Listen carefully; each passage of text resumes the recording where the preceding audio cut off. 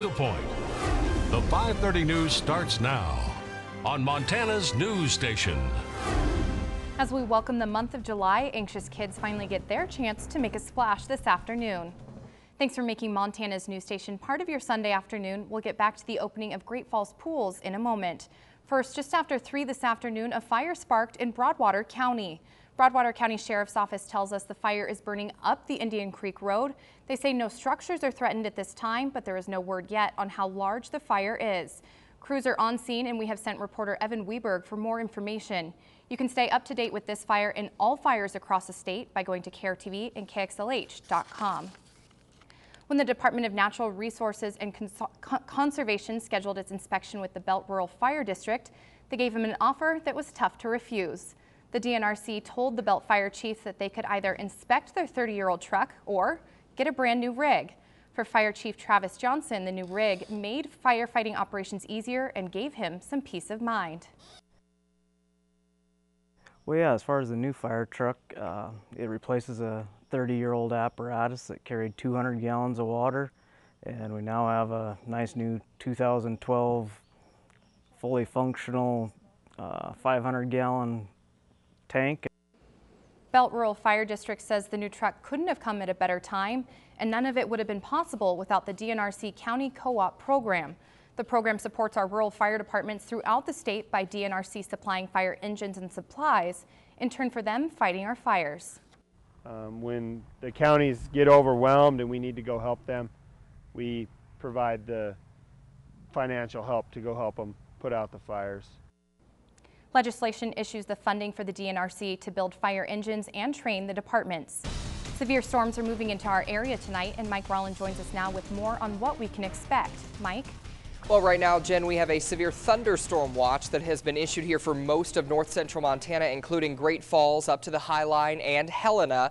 We have the threat for severe weather. It doesn't mean it's happening right now, and Storm Tracker Doppler radar has been thus far so quiet.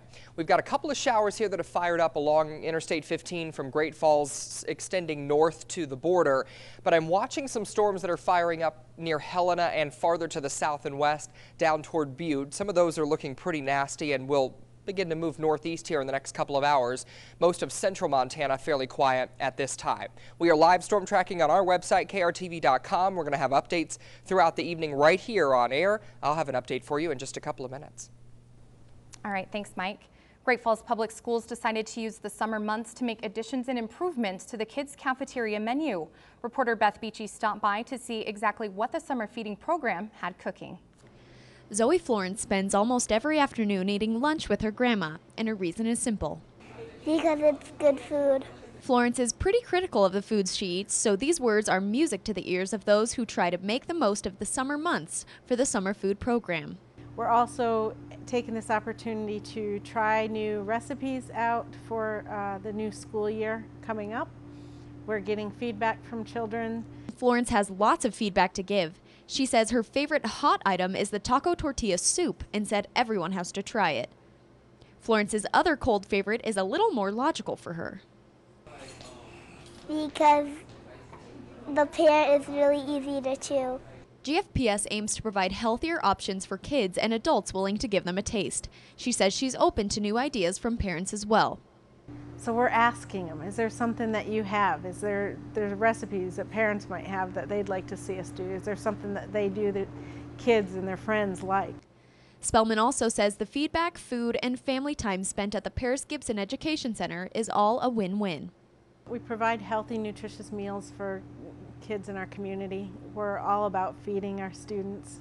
What we're doing for kids and families is still here. In Great Falls, Beth Beachy, Montana's news station. The summer feeding program is every weekday at the Paris Gibson Education Center. Kids up to 18 can eat for free. Parents can pay $2 for breakfast and $3.50 for lunch. Breakfast will start at 7 a.m. until 10, and lunch will run from 10:45 until 1. This program will go until July 20th, but they will be closed July 4th through the 6th.